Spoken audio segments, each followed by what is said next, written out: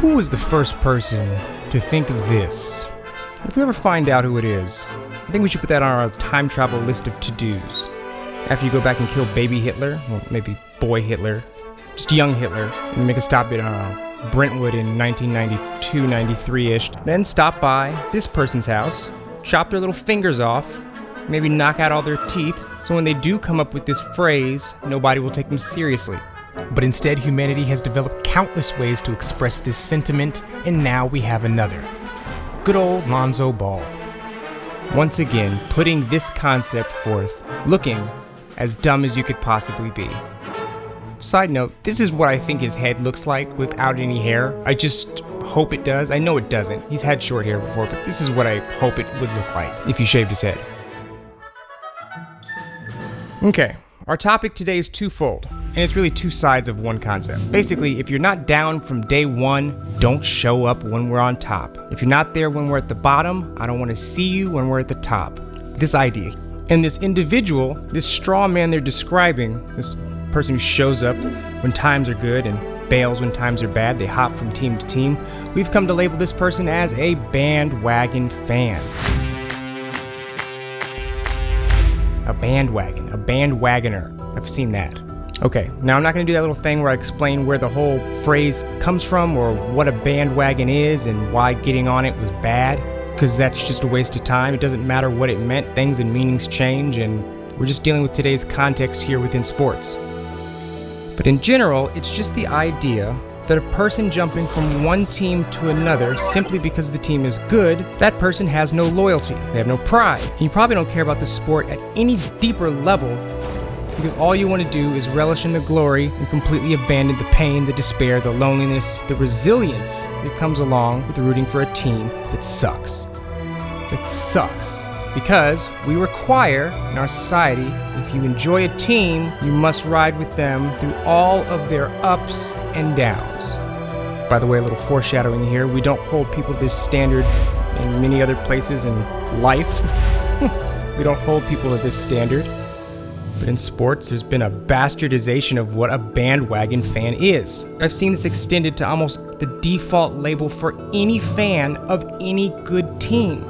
And unless you know every factoid of this team, you are vulnerable to being called a bandwagon. It even happens here. I get folks trying to question me and test me on whether I'm a fan or not. Bitch, if you can't tell by now. You know what I say? I say f*** your tests. I simply don't have to prove anything here. And where is the glory in faking it? Okay, and here's an example of where this is really going wrong. Recently, I read an account of this guy's first basketball memory. He started off by saying, yeah, go ahead, call me a bandwagon. I probably deserve it. I'm a big fan. I rooted for the Cavs in 2015, and I understand I may be a bandwagon because it's just been simplified. You're not a bandwagon fan. Now you're the whole wagon now. That's what it is now. And that's how he prefaced his entire story. Falling on the sword, offering him up as sacrifice, claiming he may fit the qualifications of a bandwagon fan. And that's all right before he dove into a compelling story about him at the age of 7, watching the Cavs with his dad. He continued on in detail about the emotion his dad poured into it, and how his personal attachment to the Cavs was forged in the late nights next to his father, sharing these moments in these games. Later in life, he fully appreciated this and came to accept his love for the game in a positive light as opposed to holding it in two worlds, one with the joy that being with his dad brought, and partially resenting it for the angst and anger and hurt that was brought into the home through the team's loss. Ever since the age of 7, this was his struggle and journey, and for some reason, this, I'm assuming, younger man is self-identifying as a bandwagoner. This is ridiculous. Let me inform you, you are not a bandwagon or a bandwagoner. You are the literal opposite of a bandwagon. Well, because you have legs, but just because your team is good now and you can't ace an online survey about every draft pick in the past 20 years does not make you a bandwagon. But furthermore, I need to explain why our entire sports culture depends on the latecomer, the bandwagoner. The bandwagoners may not be the heart of the sports industry, but they sure are everything else. They're the lungs, the bones, the kidneys, the intestines, the ears. They may not be there for the half-empty stadiums and constantly saying things like, this is the year. But they are the reason it's half empty. They are the reason you get to feel your pain and gain your roots. All your authority on a team and connections, they are only possible because there is an equal and opposite force. The bandwagon are the balancing force to the true fan, and both parts are necessary. And here's the sad part. The NBA, if sports in general had to choose, I'm sorry to tell you, this would be a quick decision. They can do without you, but they cannot do without the bandwagoners. And listen, as in most monumental times in history, it does take time to become clear exactly what it was. The bandwagoner, or latecomer, is at the heart of two of the most important, revitalizing, and influential moments in sports basketball history. Professional basketball history. And these two moments may be the reason we even have the NBA today. Number one, in the 1980s. After coming out of a very dark period in basketball, the Magic and Bird era was ushered in, and they have been roundly credited with saving the NBA. I know it's dramatic, I know it's hubris, but it's kinda true. The Bird-Magic rivalry, for many reasons, brought in new fresh blood, fresh fanatics that may have only known those two names. The NBA knows this and leans on it, creating and capitalizing on any reason to watch. And they welcome all the reasons in the door. Hometown pride, personalities, and of course back in the 80s, race. They leaned on race to revitalize the league. I mean, you think all those hordes of fans were true fan holdovers from the 70s? Nope. These are fans jumping on after the Magic Championship in 80 and after Bird's ring in 81. This was the first big NBA bandwagon infusion. And yes, many fans have held on and became true fans of those teams, but many more just became fans of the game. You know what? You know how I can tell? You know how I can genuinely tell that a lot of those fans are just bandwagon fans? Because just a few years prior, a lot of these white folks weren't rooting for the Celtics because the league was too black. They stayed away. It's turning off a lot of white customers that are coming to the game, you know? Why? I think there's still a conflict between the white and the black, and I don't enjoy going to the basketball and seeing all black players. Good Lord. Okay, so when the Celtics got Bird and got good, it was the reason to show up. Not to be racist, but we have a white guy who's the best in the world. All right, okay. You know this kid is still alive, probably, and he's out there in the world somewhere. I wonder what he's rooting for these days. Anyway. He didn't mention anything about the Celtics. There's nothing about pride, loyalty, homerism, none of that true fan litmus test BS. It was all about race. Attendance skyrocketed, viewership exploded. The 70s were a rough time, a rough and dirty time, and the 80s cleaned it up, even if it was still dirty as f behind the scenes. Okay, so dear Lonzo, here's why you sound so stupid right now. You are on the Lakers. A franchise that has a worldwide, fair-weather fan base just lying in stasis, just waiting for the moment to emerge and arrive. Not to mention all the Clippers fans who are professional team hoppers. See, it's not about the day oneers. It's about these people. This is where your power comes from. This is why you get to be on the top of the world. This is why you get to sell more jerseys than anyone at some point. And it will be the sole reason that you or any of the other guys become a starter on the All-Star team. 10,000, 20,000, 100,000 votes do not put you on the All-Star team starters list. You need millions. And there are not millions of true, deep fans voting. What you need to say in your next tweet or Instagram post is, if you're not with us day one, well, I look forward to welcoming you on day 654. You are always welcome. Can't wait to see you. If you only had your day oneers, you're probably not going to be selling any shoes. True fans, the NBA snobs, they're not the one buying the Steph Curry jersey or the LeBron James jersey. They're too busy customizing in a Donald Foyle jersey or a throwback Mark Price jersey. You know, because you got to show how long you've been a fan. It's important. The team jumpers, the part-timers, the Johnny-come-latelys, these are the folks that drive the waves, enforcing what's good and bailing on what's bad. Okay, the second moment was the Dream Team. And this is where the NBA really flexed its muscle. But it was also another boom in the bandwagon business. In 1992, when FIBA and the NBA finally agreed to send professionals to the Olympics, the world would finally get to see what we had been enjoying for years. And back then, in most cases, this was literally the first time these people got to see them play, as there was no way to get NBA games in Bangladesh or Hamburg, Germany, or anywhere. So when Jordan and his crew made the trip, it instantly gave millions of little non-American kids a chance to jump on the bandwagon. All these kids with zero NBA reference were there for this time, for this moment, and they became fans. And you know who they became fans of? You know whose bandwagon they jumped right on? You know, MJ. MJ's entire house of cards sits atop a mountain of mud made from the largest group of bandwagons in the history of sports. And when it was all over, all of those fans continued to root for their new favorite player, Michael Jordan. It was all about MJ. It wasn't about Clyde, and it made the NBA the international powerhouse that it is today.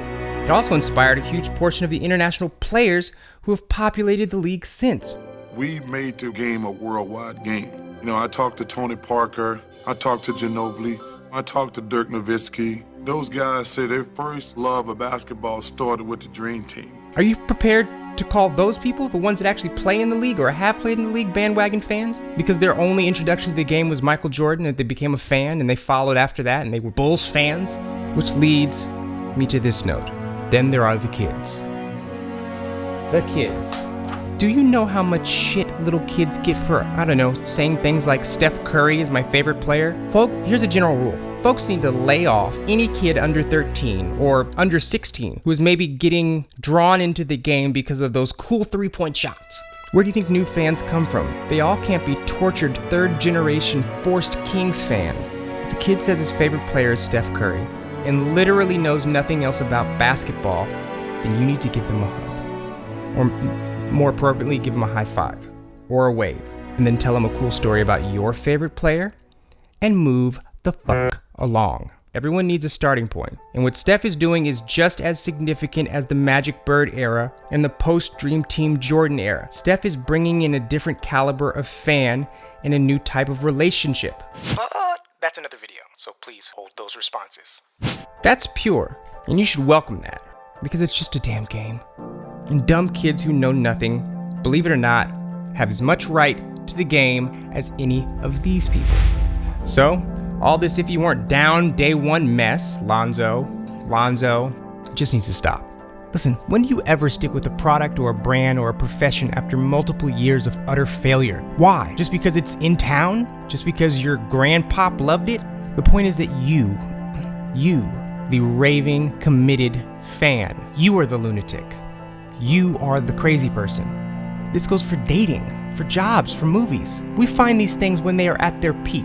We find our significant others when they're out looking their best. We are definitely not day oneers when it comes to our relationships. The only perpetual disasters we ever really stick with are family members, maybe friends sometimes. So for you to shame someone for not wanting that life, you sound ridiculous. You are the specimen. You should be admired and recognized, but you are in no way the standard. So as much as some people want LeBron James to be their dad, it doesn't make it so. It's a one-way relationship. It's like being loyal to a spoon. The spoon doesn't need you. The spoon's happiness isn't based on you. It's based on things incomprehensible to you, and it's always a sliding scale, because there will always be a fan who knows just a tad more than you do, that goes back with the team just a little further, and to them, you are the newcomer. So when the bandwagon shows up on your front door for your team, appreciate it, observe it. It's as common as the tides and as necessary as a winter migration. And if the time comes, then just know this is the flock, the season, the natural order of things to cycle through and show you, to celebrate with you, to elevate with you something that you cared so much about. The bandwagon is your platform. It's the speakers pointed towards the crowd. And now it's time for you to crowd surf. Which leads me to this very important point. The phrase, the sentiment, you don't know basketball. Or, you clearly do not watch basketball. This is the dumbest response in sports conversation in the entire history of human communication, because it doesn't do anything. It doesn't encourage conversation.